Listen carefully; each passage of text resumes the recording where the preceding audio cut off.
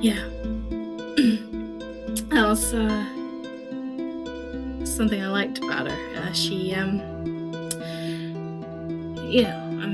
the Guardians we all had very different beliefs and principles, but Hallie was the one that was willing to look past any objective rule and say, well, what's the intent behind this? What are you trying to achieve? And if you're trying to do good, she would always hear you out. Even fight for your cause. There were plenty of times where she came to a head with the rest of us because she was willing to take a chance the rest of us weren't. I kind of admired her for that. Yeah, a rare attribute nonetheless. I'm not gonna pretend to say that I really knew her. I only met her once when I was, 10? What was she like? I didn't know she didn't talk to me about meeting any large elf Kunari folk in her travel. Well, to be fair, I'm not really a Kunari nor an elf anymore.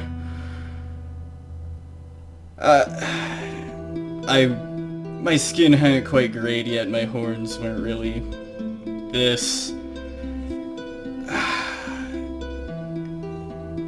She was taller than me at the time and had a very commandful presence, and one of the couple times that night I felt safe. Theoben will smile a little bit at that and nod.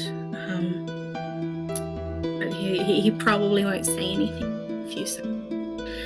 And actually, if you're particularly perceptive, you'll probably see that his eyes have kind of lidded over slightly, like he's trying to conceal his emotions. Theo, I think we're well enough behind if you wanted to let one or two out.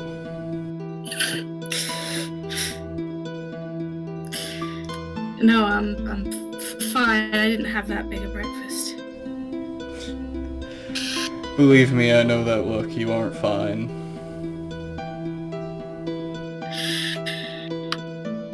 Yeah, maybe not, but I will be, I think. And look, maybe spending more time with the kid will... sorry, Balin, I should say his name. Maybe it'll help.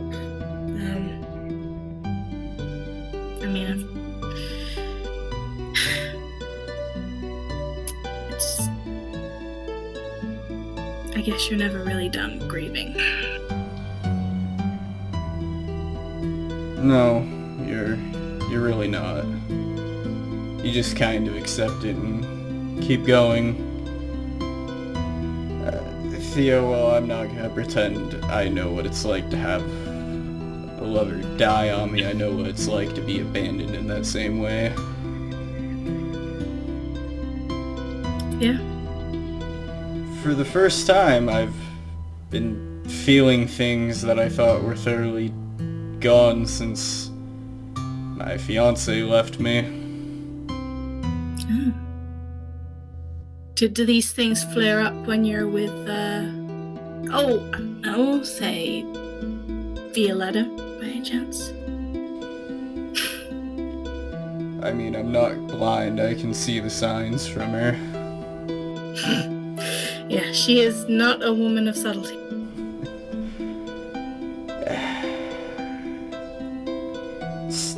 I've got millions of thoughts in my head that just don't feel right, but they're still there. Stinging, prodding, burning, it's just... I already put him through one messy breakup. I don't want to do it again. Yeah, I mean, I thought the same. That's why I never really made things official with Halaser, and it's why I've not had a relationship since. But now, I'm at a point in my life where I'm realizing that maybe all those things were just making sure I didn't get hurt, protecting myself more than I was my child. I would say you're right, but I really don't like conceding. No, not many of us men do, but you're a lawyer, so you probably got it tenfold. The worst is when you feel like you can't conversate with someone, because it's like, I've watched you break like 4 laws, but, you know, don't worry about it. Well, it's all in the one.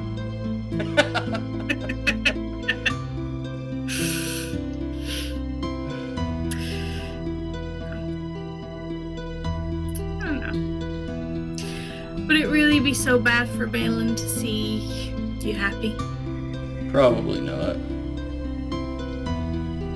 It's just...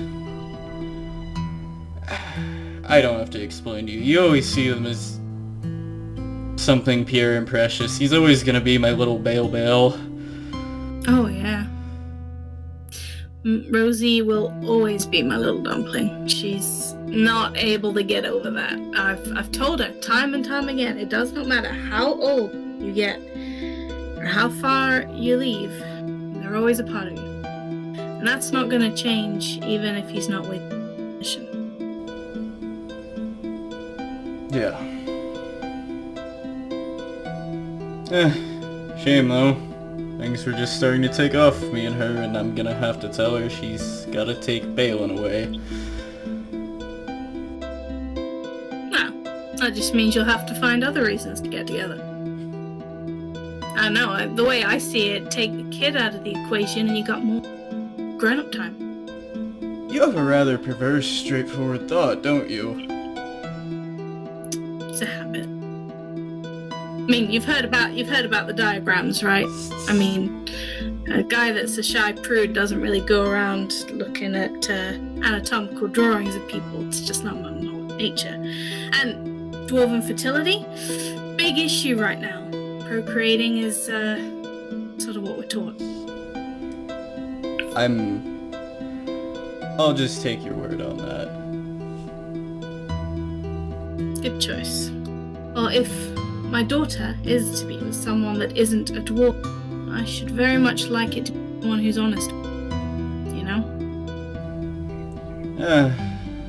Well, Leon's gonna get one more shot at it. You better not blow it. Amen. But yes, I support that.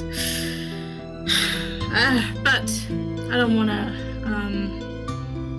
leave you completely high and dry. Is there anything, anything that Balin particularly likes or makes him feel comfortable? Anything that we can maybe take with us? Anything to remind him of you? Well, if you want to get him particularly excited just about any animal of any type will work. I can do that. I mean, I could tell him about the animals in Ozma.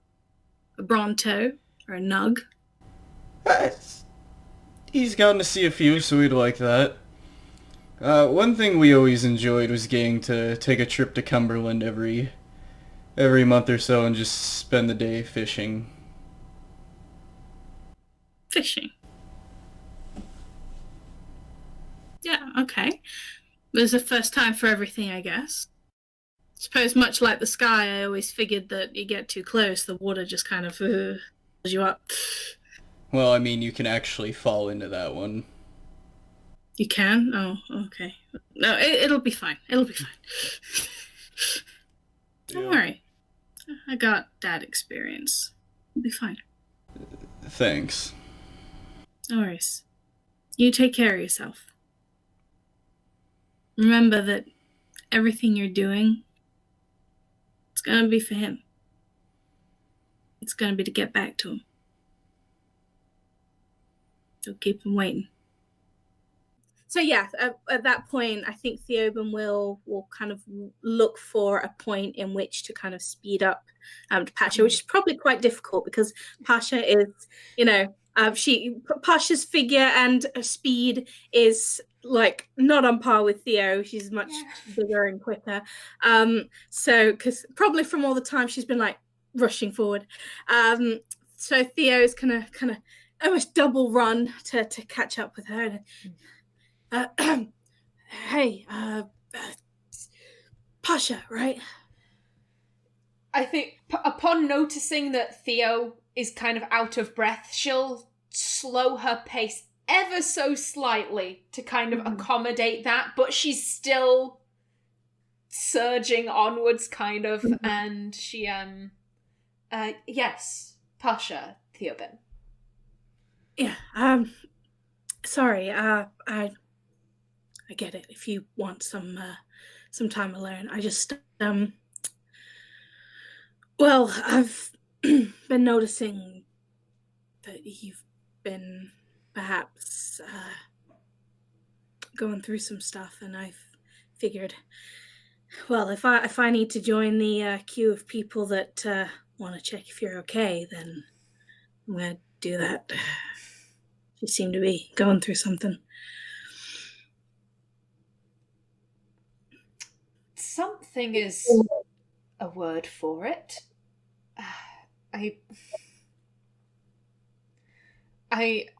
do appreciate you checking in on me, and it's not that I want to be alone, it's that I disagree with the route, with the vote that my group has gone with, but... Yeah. Well, hey, if you want to talk privately, I mean, we can. I mean, the deep roads have got all manners of roundabouts that we could take. I have stone sense. We're not going to get lost. I think Pasha's eyes kind of dart up to where Rosie is, and I think as long as we can keep a distance, I'd rather be where I can keep an eye on things. Hey, we'll go on a adjacent route. We'll be able to see everything that's going on. We're just going to wind around a little bit. I know when I was traveling with my party, sometimes there were feelings I needed to process away from them. That would be appreciated. And Theo will just take a look towards the group, wait until like nobody was looking back at them, and then would kind of just try to smoothly as possible just ease into maybe an adjacent corridor for them to walk down. You can see that Theo's eyes, of course, always trained on Rosie as well, so they probably have that in common. And he'll stick his hands in his pockets, kind of try to have an as normal posture as possible. And he'll say, so what is it in particular that you disagree with? He's a blood mage. Yeah. Not only is he a blood mage, he's been lying about it. For if what he said before about valor is true, then he has been lying pretty much since the beginning. And I don't understand. I don't understand how everyone can stand there and say, we've been lied to, but it's okay. We can keep trusting the blood mage. He could have done anything. He could have done anything, and we wouldn't know. And I get it. I watched a woman turn into an abomination right in front of me. I mean, stuff is. There isn't a word for it because it's nothing like anything we've been, I guess even in your culture, shown in a good light, ever. It's been the cause of hurt, death, danger. And honestly, it's not something I fully understand. It's not something I fully grasp. We don't got mages in Rosamar, but we don't have blood mages. But I think you have every right to be upset, definitely. And lying, well, kid's just wrong. There's nothing more to be said on that. If you can't trust the people you're closest to, then I mean, who can you trust? Exactly. Pasha looks very guilty at this, and she's definitely pausing. And I think she stops looking at Rosie to look directly at you. And she's... I'd be lying if I said there wasn't a very selfish part of me. Selfish reason for my worry. I am Kunari. I have spent time outside of the cube. Re-education upon re-entry is a must. The last time I re-entered Saharon, re-education was not that bad. I had not spent time around mages, and I am a Tamazran. My word does count for something. But because I have spent time around him, I am dead. I will not exist in a few months' time, potentially, because of his lies. Does he know that? He does not. He is a foolish boy who did not think about his actions having consequences beyond his own person. And I as much as I want to, I can't be upset about... I can't be upset with him for that, but whether he knows it or not, his choices will have potentially very, very grave repercussions for me, and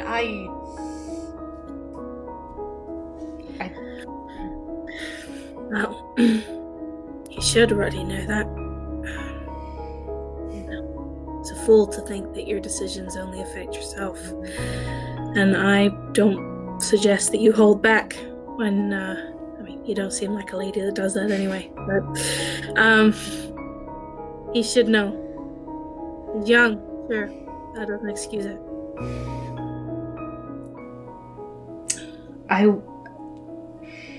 I worry for Rosie. You raised a very talented young lady there. Yeah. I did. So talented, I think, that sometimes she forgets she's just a normal girl. He's prone to as much disaster as any human dwarf or otherwise.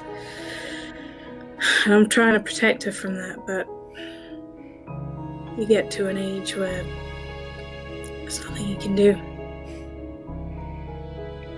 Please, take it from someone who has 45 children. Letting them go never gets any easier. You look good for 45 kids. Why does everyone always say that every time I say that? I don't... I think you get what I mean, sir. I do. I'm sorry. Humor is a defense mechanism. I plan on having a talk with her before we finish here. Essentially just telling her that it's up to her what she does. I'm not trying to control it.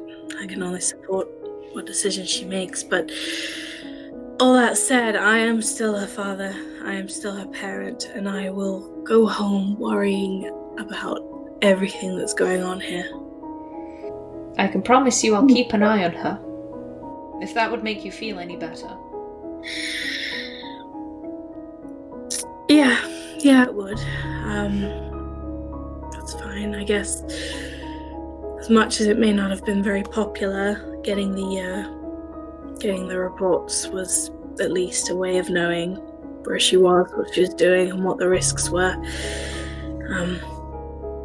Not knowing where you guys are going to be going, or how involved Rosie's going to be, or what you'll be fighting, even whether she's okay, it's going to be hard. Very hard.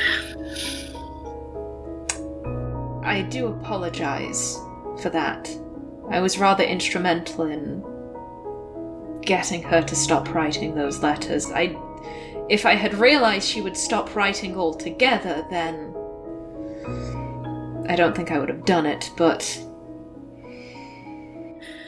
Well, a father can tell when someone's not telling you the full truth.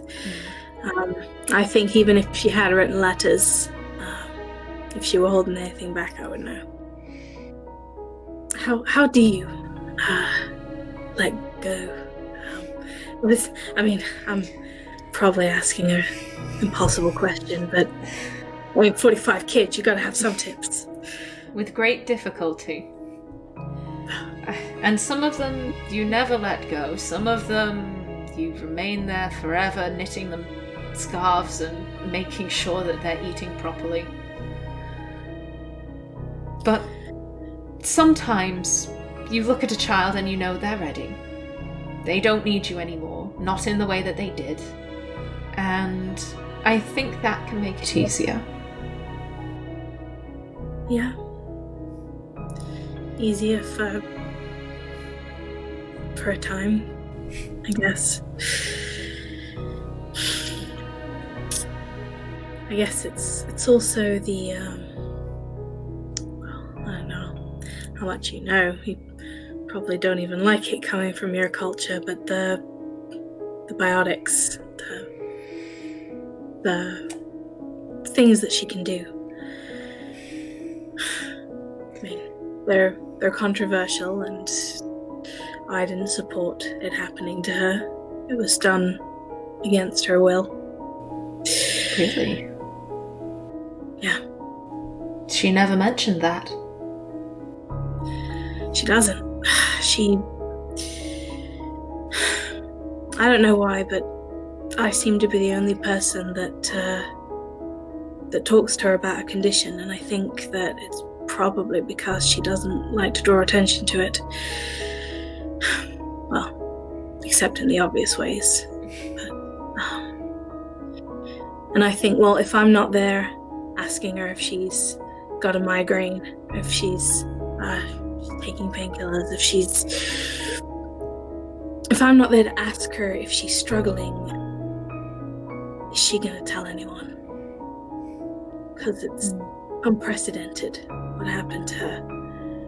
We don't know yet what the long-term effects could be, what the ramifications, how it affects her if she pushes too hard. Thank you for telling me this, Theoben. Well then, if she won't think of herself, then it's good that she has people around her that do think of her. Yeah. But she's also got people that are supposedly happy to lie to her. I think Pasha's eyes drift back over to Leon. I think they both do. Yeah. Just the look of hatred just... Yeah, they both just slowly turn.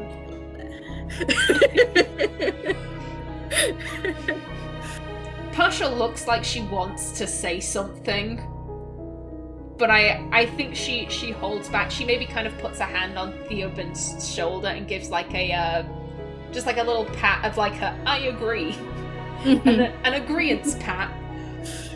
But she holds her tongue. She's a smart girl. She'll make good choices.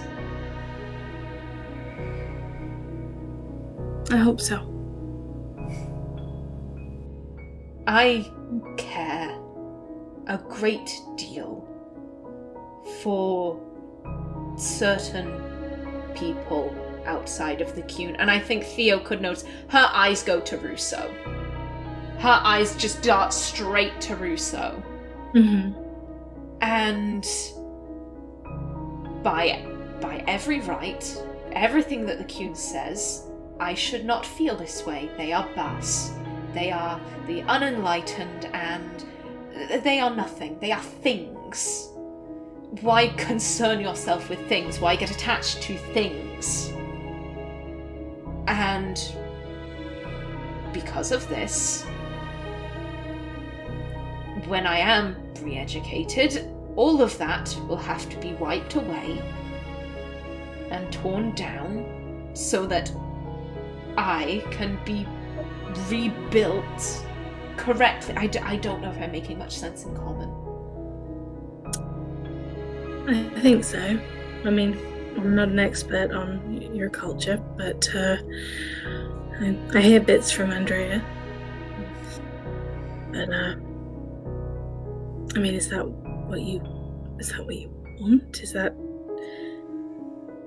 a future you're willing to surrender to? I want to serve the Cune. And sometimes the Cune asks of us things that we don't want to give. And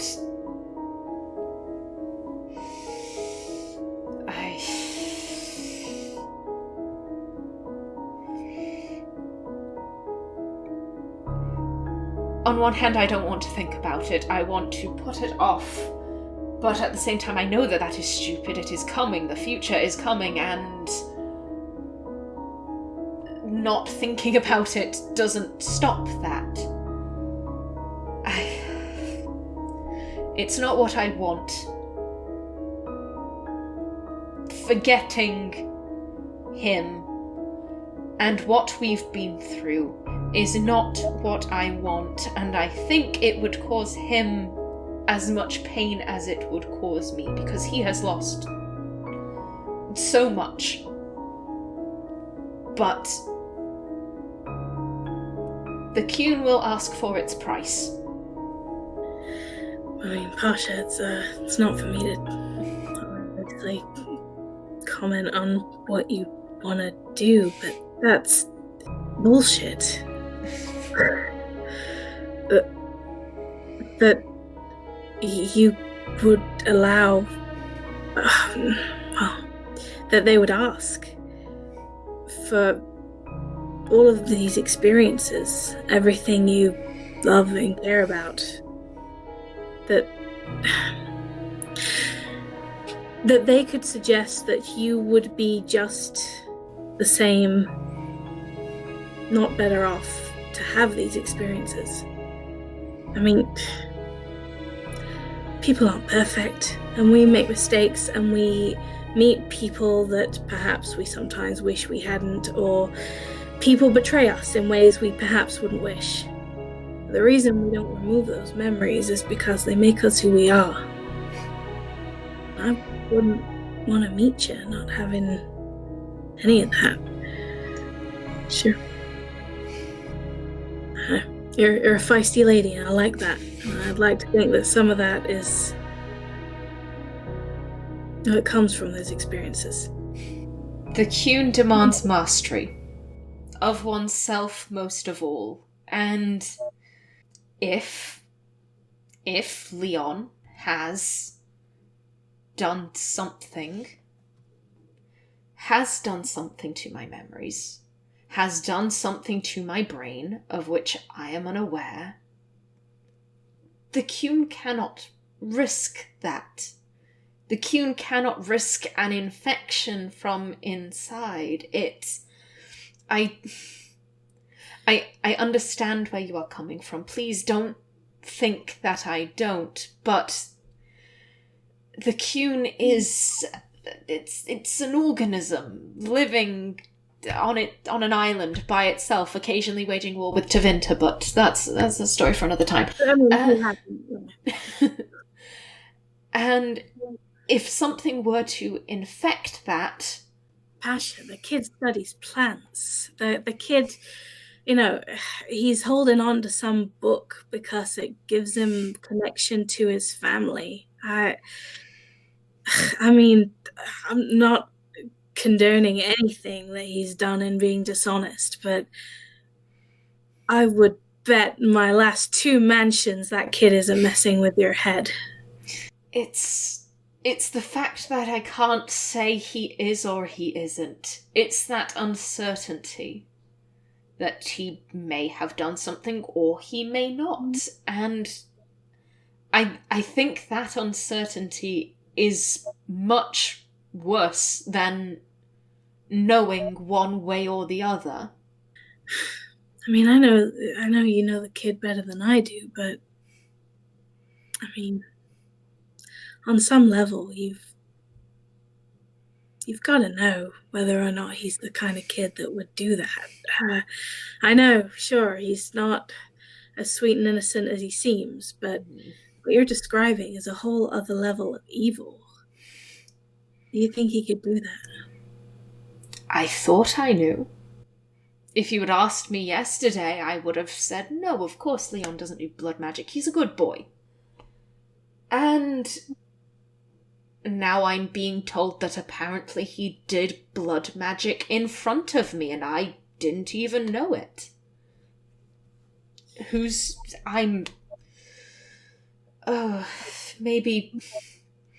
Maybe I could get a Vidasala to look at me when I get back and they could say one way or the other, but... Or maybe Templars before I get back. Maybe that might be better. Well, I mean, I just find it hard to believe you could have been traveling with him all this time, and he was...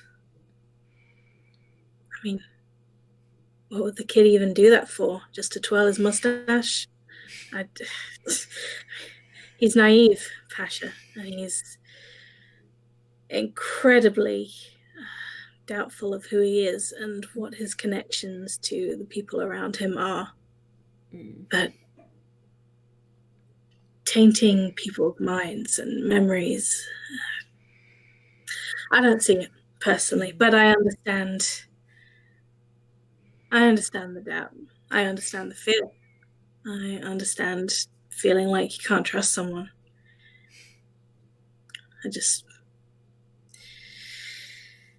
I don't think you should maybe talk to him first.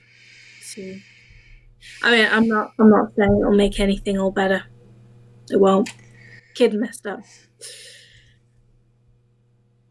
But if there's anything underneath all of that fear, if all your time together has had any kind of impact on your feelings for him, maybe you could salvage at least that much. Vasha looks very, very nervous.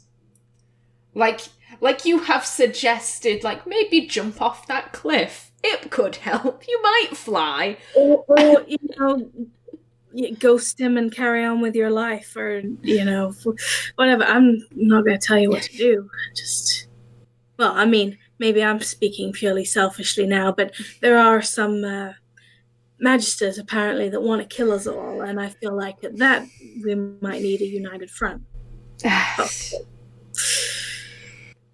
A united front, I think I could do. Forgiveness, trust. Right now, that is asking too much. That is...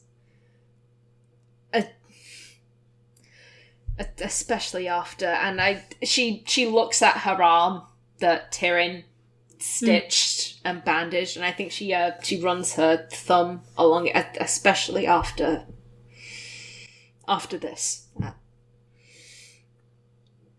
That's fine. Do what you gotta do. Maybe it is over for you guys and your relationship, but I would hate to hear that you've had your mind wiped because the kid was an idiot. I would hate that equally as much. And you might not take it, but I'll offer it anyway. If you do fear for your life, if you do fear that you'll be turned into something you don't want to be. If you at any point fear, in, I guess, more than the normal way you're supposed to fear the Qun, just come find me in Ferelden. Well, I don't think that it's worth dying over, even metaphorically speaking.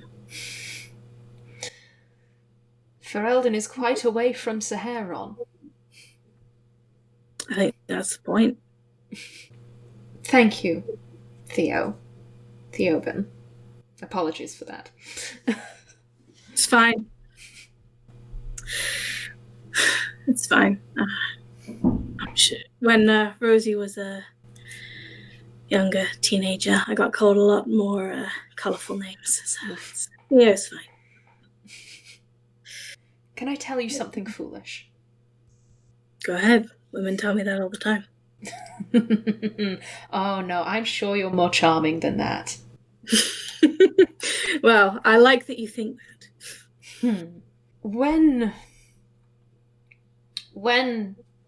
this happened, I know I was rather vague on the details, and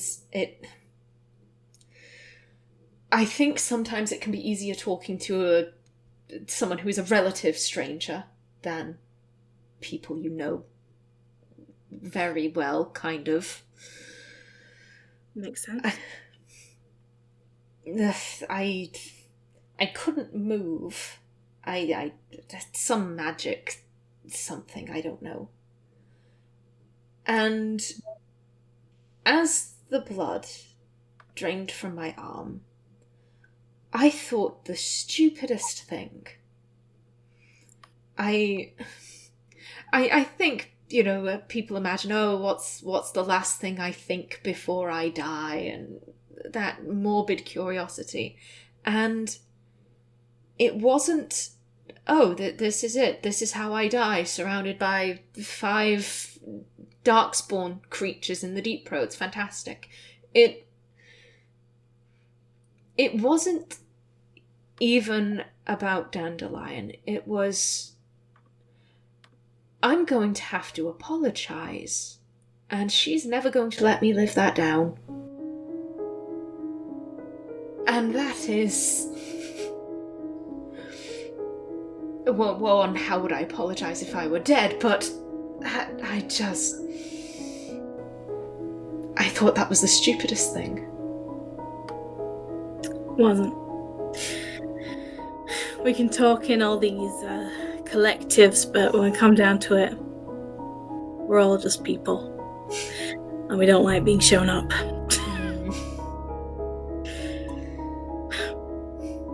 But, let's say that we don't, you don't come to Ferelden, and I don't get to show you my new mansion, which, by the way, is beautiful. And let's say I don't see you again. I'd still like to know that I did everything I could to keep you safe. So I'm gonna give you some stuff. It's not magic. Okay. I mean, I figure you know that anyway. I'm a dwarf. I don't do magic. The way I fight is with poisons. But you fear spellcasters more than anything else. So, and he goes into his bag, and he pulls out two poisons. See, Theoben always used to make that slip up as well. Poison. Now I'm starting to do it. Now, I mean, sure, I put them on arrows, but these can be used. Slip them in food, slip them in someone's drink. I'm sure you can find a way to use these. But this one, he'll hold up a kind of blue-tinted potion with a red streak through it. Harlot's Blush and Philandris. This one, well, let's just say the potency of magic casting is weakened under the effects of these. The other one pulls out a kind of a blackish yellowy one. This'll sap any mana they got left. Anything that takes them quite a lot of lyrium or magic, gone. I don't really fight a lot of casters anymore. Not really adventuring much anymore. Think you could make better use of these. Pasha takes the poisons. Mm-hmm. Thank you. That is incredibly generous of you. And she put them in her bag, and she starts sifting through.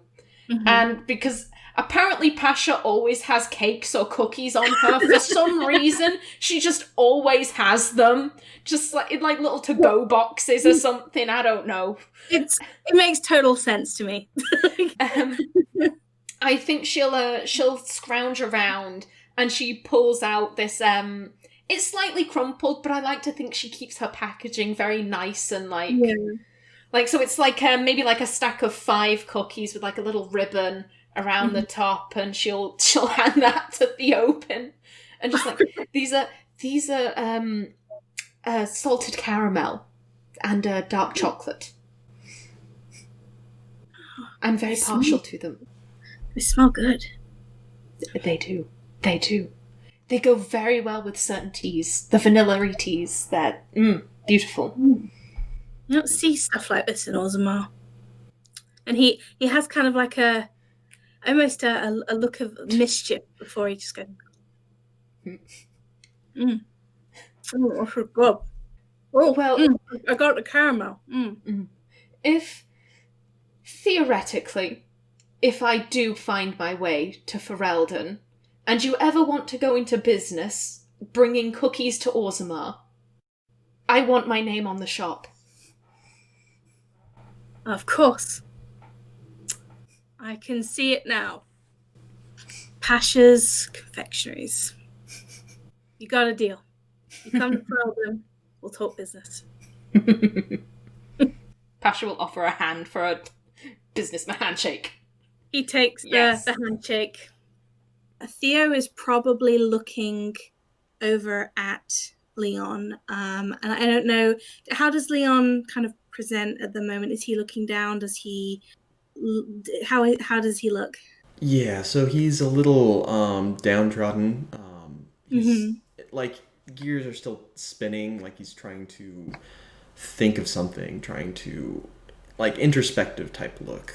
He is trying to stay away from the group though. I expect he's hovering a little closer to Russo than anyone else, but still pretty distant.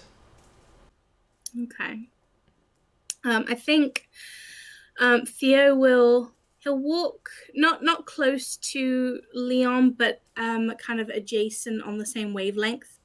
So he kind of like hurries up a little bit to catch in speed. And he'll walk alongside him kind of in silence for several moments. I don't know if Leon reacts at all to Theoben being in proximity. But he won't say anything like at first. And then just kind of out of nowhere, like as, you know, all you can hear is kind of the sound of like boots traipsing through the deep roads. And then out of nowhere, Theo just says, "You know what plant's my favorite?" I would expect elf fruit. How'd you know? Well, before, everything happened, Rosie and I guess we're pretty close. She talked a bit about you. It might be a simple plant, but it can heal just about anything. Wounds, broken hearts, even finances with a hidden supply in a healer's guild nearby. Man, if only it could heal, I guess, lies and things that got way out of hand. No, there's not a plant that could do that. At least, nothing considered legal. How did you get so messed up, kid? I mean, holding a book to keep your parents with you? I guess, well, logically, as that's really all I have left is, well, it started with wanting to be close to your parents and then a feeling of being special, of, well, having some things no one else had, and though it's dangerous, like a flame, it draws you in, it captures you, it promises you so much, and then you get too close and, well, you get burned, and if you're not careful, it'll burn everyone around you. It's ridiculous. Ridiculous to think that you could ever forget your parents, no matter what you did, or whether you had a talking book. Still not entirely sure if I understand the talking book part, but look, your parents will always be a part of you, whether anyone likes it or not. Our parents made us who we are. They'll always be with us. But it's like holding a piece of their soul just right there, something that touched them, something that belonged to them, something that talks back. It's a part of them. It's a part of me. I can't let it go. I can't watch it be burned. Parents aren't in the book, Leon. They're in the ground, but I mean, we're taught that the Maker draws back old spirits to him, but I want just a little piece of them. The house, it's dead, inert. It no longer moves. It's been reclaimed by nature. But the book, it's a breathing piece of their knowledge. It's part of their mind. No matter how dark, I can't let that go. I know I must, but it's too close. Listen, Leon, there's a lot of things that we do and say when we're alone. There's a lot of things that we set out to comfort ourselves with when things get tough, or when we need to believe that something, anything, is close to us. And I get that, and I'm not trying to take that away from you. You're part of a team now. It's not just about you. And I think, more than anything I say, it's probably becoming clear to you now that you're not the only person that can pay for what that book does. You're right. I royally screwed up. I was prepared to be burned. I was prepared to lose myself, but I was not ready to burn anyone else.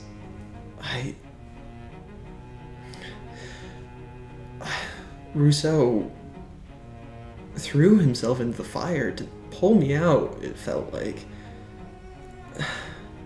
I can't... Well, even losing yourself is a big price to pay for some part of your family. They're not here, Leon. And I'm not trying to say that to upset you, but what they would want most of all is for you to keep.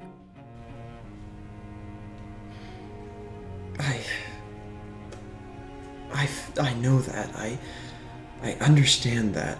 My mind is laying out logically every step I need to take to continue, but there's just a hole inside me I can't fill. No amount of willpower or thought can fill that. It's like when you're hungry, you know you've eaten enough, you've consumed enough energy to continue for the next day, but your body is saying, you should eat a little more. I'm hungry. I want a little more. But I don't know when to stop. What is a good place? Where does it stop from being a intellectual learning experience to consuming you and everyone around you?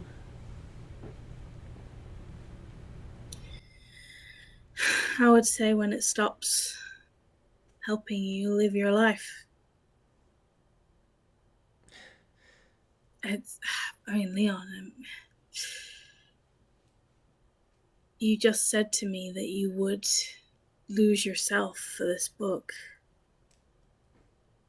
That you were prepared to suffer all manner of personal consequences for it. That's not okay, kid. That's not worth losing yourself. What is the difference between, losing myself?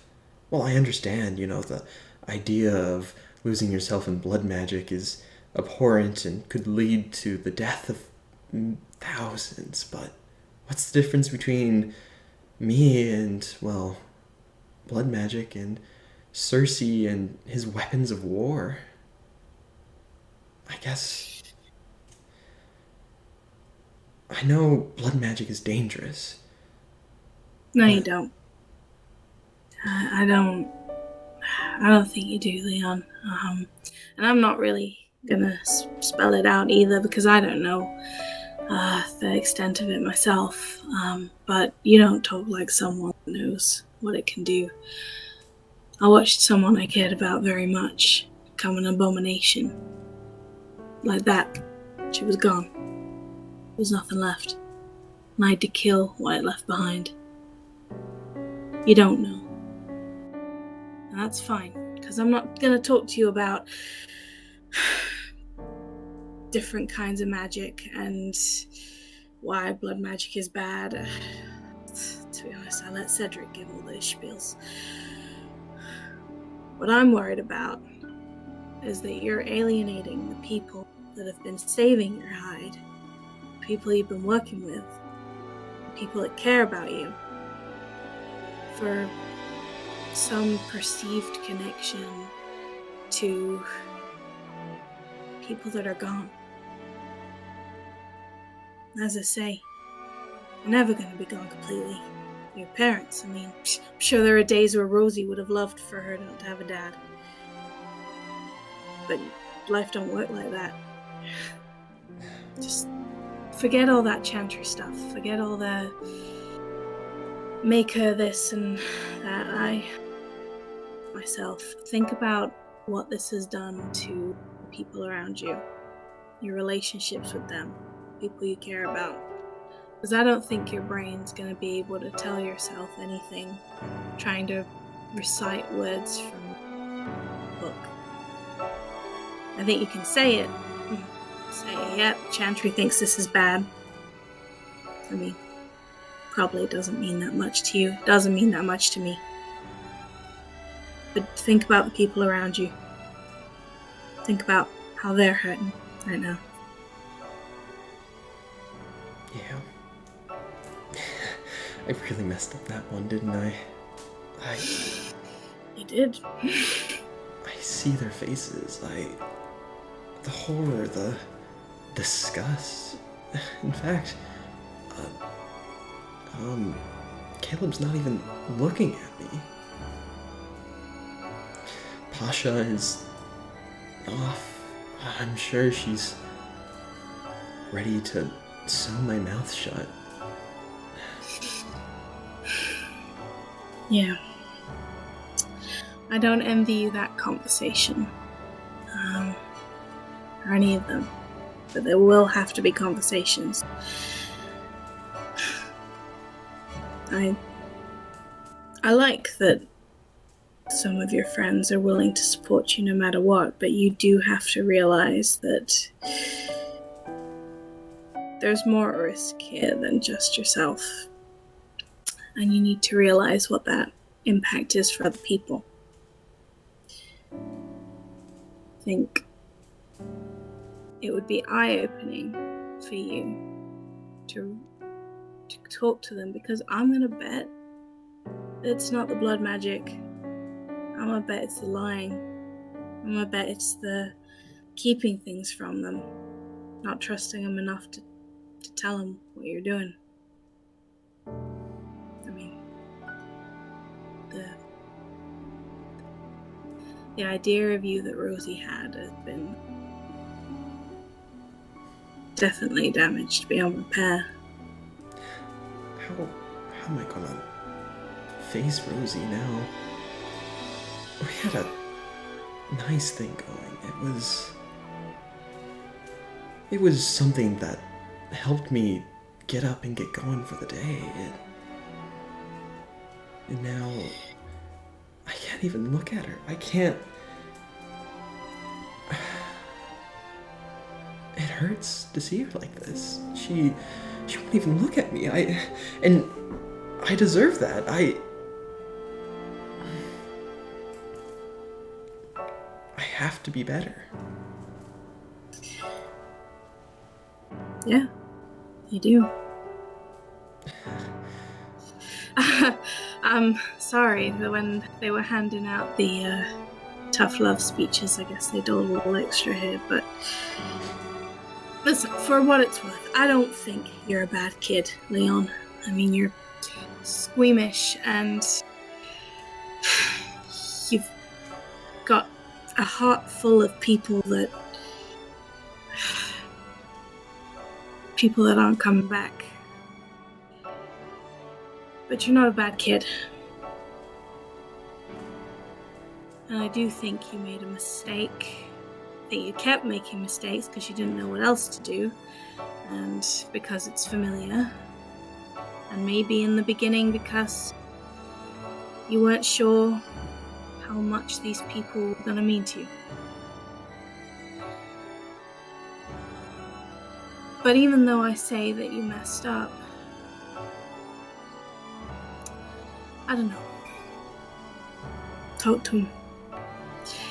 Some things aren't broken forever. Rosie's image of you is gone, but maybe that gives her the chance to know the real you. But I will say, give her space. She's gonna want to focus on the mission now. You've heard her, and she needs to process those emotions. If you try to reach out too soon, then all you're gonna get is backlash. Wait till she's had a time to process, even if it hurts. You're right. I also need to get my thoughts in order. I need to come up with a plan. I need to improve what I have, and I need to keep moving forward. I can't let this go on, now can I? It'll only continue dragging these wonderful, too good people down around me. Only if you let it. Trust me, kid, we're all stronger when we have people behind us, especially now. Magister Sidriel's. You're gonna need these people behind you, and they need to be able to trust you. What I'm seeing right now, this sad, snivelly Leon, get through it. And then you're gonna need to be able to walk up to them and go, I did this. I take responsibility. I'm sorry. I want to move forward. Don't make excuses. Don't play the victim.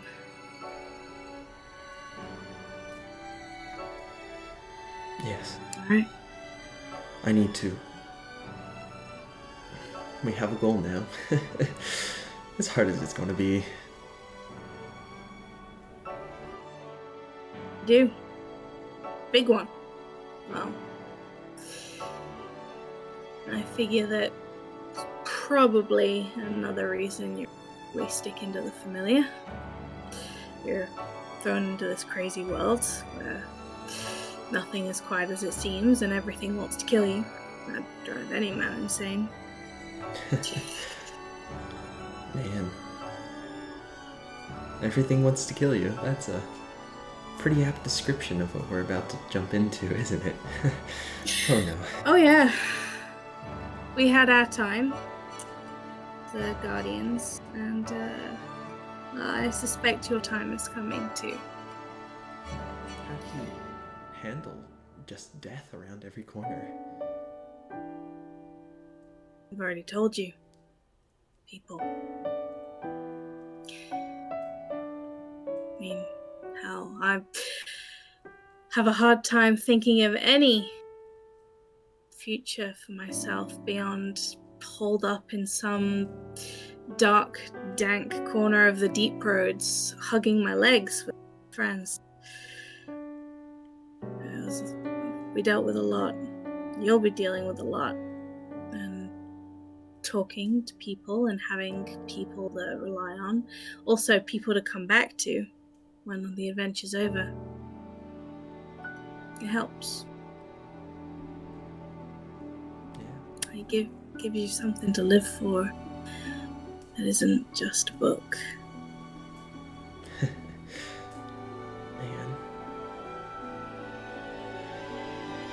It'd be nice to come home.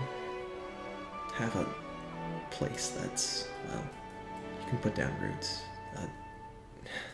As much as the circus has been friendly and opening, it's not felt like home yet. No, well, these things take time. You're still young. I mean, for Eldon's nice. I mean, especially, if you come back with Rosie, I mean, somewhere near her dear old dad, maybe. Just throwing it out there. Man, I think I have a long way to go before that could even be a possibility. Yeah. As for where we stand, I don't know. Oh, what Rosie deserves. I don't know that much about you. Hasn't really been time to talk amongst all the fighting and Green Lyrium and everything. Well, I'm not in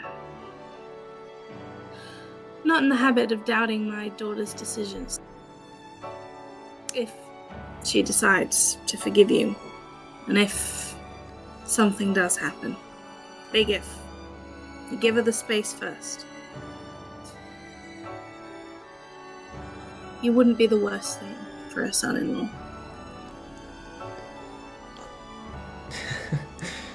I guess I have to... Wow, that's a... I appreciate... The best you're getting, I'm afraid. I appreciate that quite a lot, and thank you for, well, the talking to. I think what you said earlier, you don't really know me. I guess now I don't really know myself anymore. No, it's never too late to start learning. I really do appreciate the talk. I'm still trying to come to terms with, well, what I've done and what I will now do. And he'll slap you on the shoulder, and as he does that, he'll say, "You think about what I told you," in like a really stern kind of expression, he's getting the scowl back on. And yeah, slapping on the shoulder, and he's walking away like you've just come out of a really fierce conversation. Yes, sir. Eventually, you guys will reach the edge of the Darkspawn Awakened section. So I don't think we have time to like get to the architect, but you're at least going to get to the edge of the location where the Awakened Darkspawn city is. And as you go down this chamber, you will hear a feminine-ish voice say, "Arrow, you came back, Arrow." And out from a large tunnel emerges this figure. Rosie, remember what we talked about? Yes, I know. Don't look at the nipples, she says. What? And you will, after she says, don't look at the nipples, you see a massive form. It is a brood mother. But the Guardians know this brood mother as Razakale. And this brood mother, she's got like the octopus-looking tentacles coming from her bottom. She's about large to huge in size. And the way that I would describe her is that, okay, so traditionally, Darkspawn broodmothers are very like off-putting looking, not the subjectively prettiest thing as Darkspawns go. And I kind of wanted, I didn't want Razakale to look, again, subjectively gorgeous, but I didn't want her to look super creepy looking. So I modeled her after, I'm going to put an image in Dragon Age. The mother from Awakening.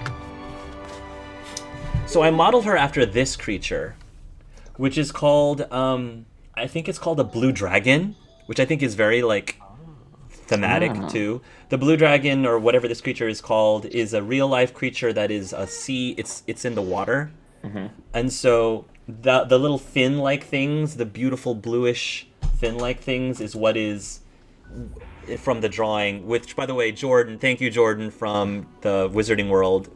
Jordan from the Wizarding World campaign drew this for us. That's awesome. Drew Razakale for us. But yeah, she kind of has a creepy, but like Addams Family creepy. Not off-putting creepy, but Addams Family creepiness about her. Morticia. Yeah. I would say more like... I was gonna say similar to the mother from Dragon Age Awakening. Pretty-ish, but still creepy, sort of. Yeah. I would say she's less off-putting than that one. Yeah. In a Morticia from the Addams Family kind of way. Mm-hmm. And she kind of like slithers up to you and she says, "And the butcher is with you." Yeah, anyone could see that Darethan next to Balm, he's not like stepping back, but he's not stepping forward either, and he is tense. He's just tense. I have the feeling we have much to discuss. That we do. It's at this point, Kenna, you feel a very abrupt from your belly as you just had your first major contraction. Oh no, not here! Oh, don't tell me. Oh no. Oh no, don't tell me I have to. Mark, you son of a... So, remember when Skull was complaining that he didn't enough doctor stuff in this campaign, and I said, you're gonna have a lot of doctor stuff. Trust me, you're gonna have a lot of doctor You stuff. son of a beautiful bastard. I had things planned for you. You just needed to wait another session or two. I had many things planned for you. Carefully kick you across the room. That's why I love you, man. So, again, in the interest of time, this baby is coming, and it's coming very quickly. Mm-hmm. So, I'm gonna need Tyrion to roll me medicine. A couple of medicine checks to see how well he's able to help deliver this baby. Okay, calm down. All right. Okay. I can't. Meanwhile, Razakale is being very supportive because, I mean, she's a broodmother. It's her job to give birth. to children. So she's probably trying to give you tips, Yeah. but they more apply to Darkspawn. They don't Darkspawn, quite yeah. apply to. I have an anesthetic somewhere in here. No, poison. Oh, Poison. no. I'm gonna annihilate Someone you get some all. water. Get out of Someone get some water, damn it. Alright. Daretham is running around just helping as much as he can. Oh god. Alrighty. All right, go ahead. Don't kill this baby. 17 with 2 sum points at the first check. Because if you do, you're getting a big giant green foot up your butt. Oh, this, So, this baby's gonna be safe. That's gonna be a 17? Nice. Two This sum one points will too. either, this one will either alleviate your pain or turn you purple. I'm not sure which. I'm sorry. No anesthetics, nothing. Just Connor is definitely like holding on to her hand, squeezing it. And the thing is, Connor is panicking. He seems to be way less calm than even Kenna herself. He's like, oh my god, Maker's breath. What do we do? What do we do? Breathe. Deep breathing. calm down. Okay, yeah. And actually,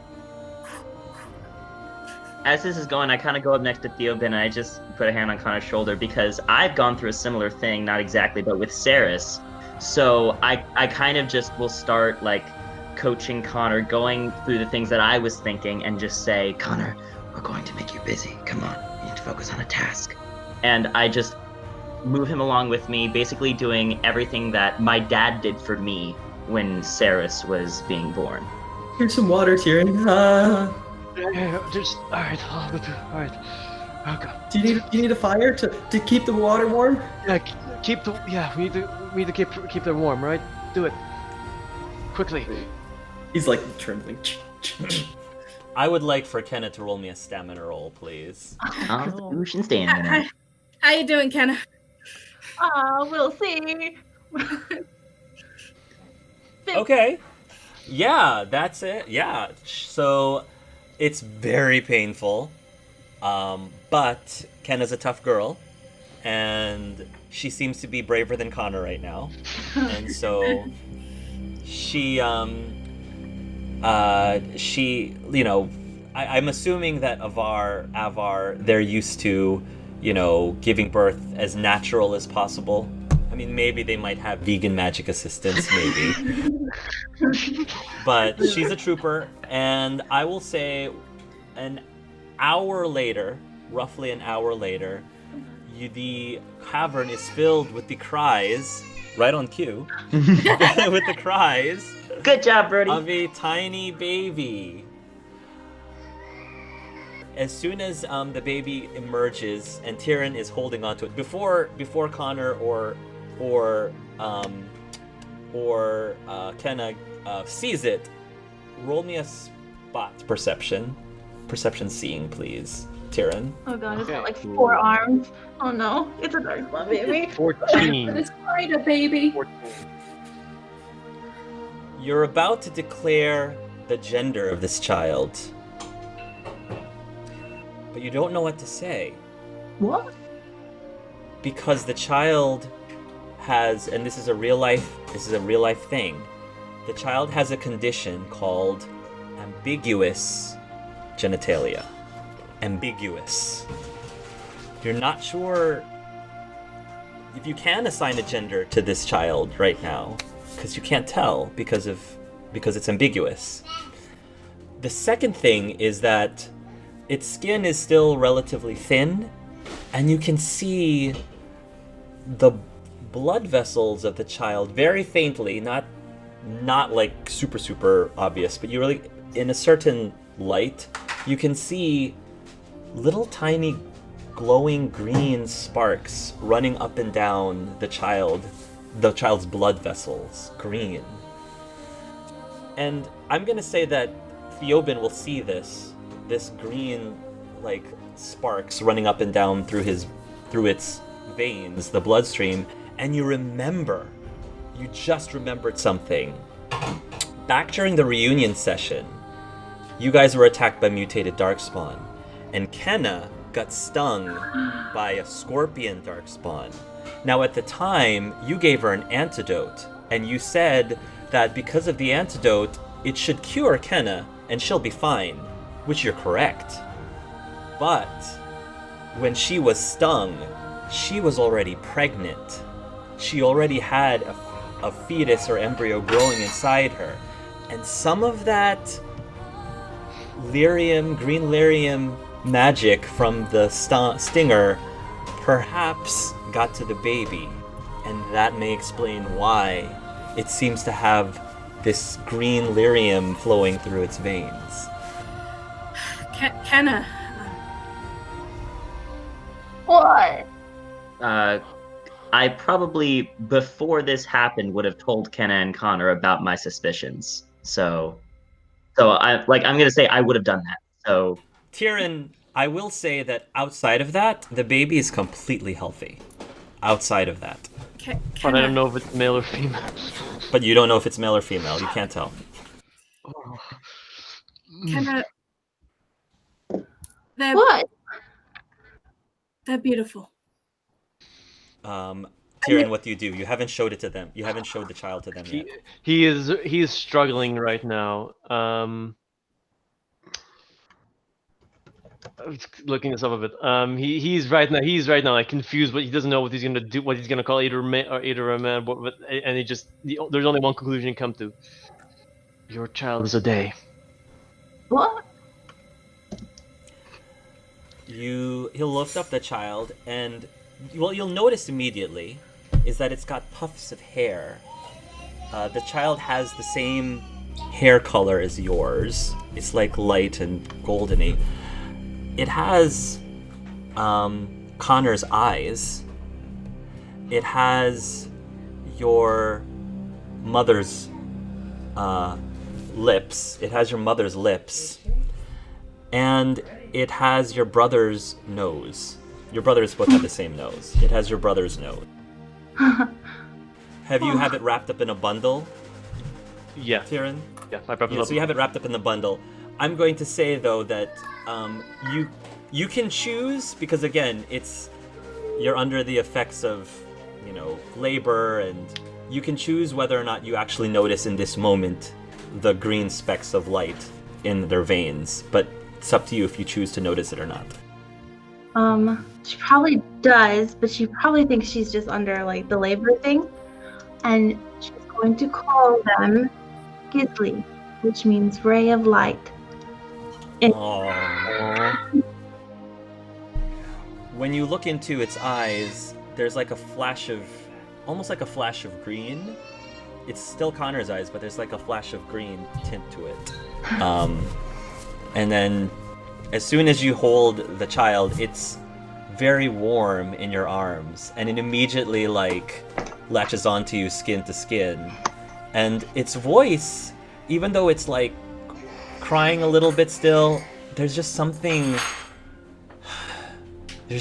melodious about that cry. Something very calming and melodious about it. Theoben will give Kenna's shoulder a squeeze and say, good job. They're pretty special. Beautiful. I'm exhausted. Grab some rest, because you can. Probably need to get you out of here. The deep road is no place for a newborn. Connor, can I speak to you for a moment? Sure. Tyrion, is it a boy or a girl? They. I cannot tell.